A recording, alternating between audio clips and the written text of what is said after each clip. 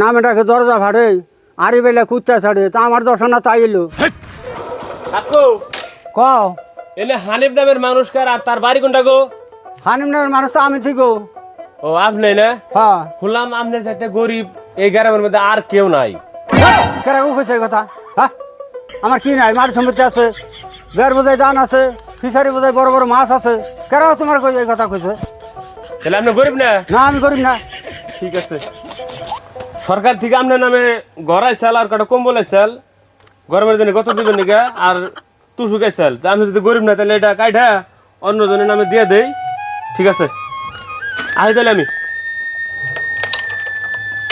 Sir sir sir খারান খারান খারান কিছু গো আমার একটা অনুরোধ বাবা আমি বড় হবেন নিকা মিশা কথা কইছি আমার কিচ্ছুই নাই আমি গরিব আমার বাপ গরিব আমার দাদা গরিব আমার 14 গোষ্ঠী গরিব আমি অনুরোধ করি গর্দার গুণা বাবা আমার দিয়ে যাক আমি এইটাই আবদার তোর কাছে তার মানে সরকারি অনুযায়ী আমি লাল কালতে দাগ দিয়ে হেলাইছি এখন আর ওটা সম্ভব না, আপনি ওটা কুলে আর কাম হবো না। আমি যাই গে।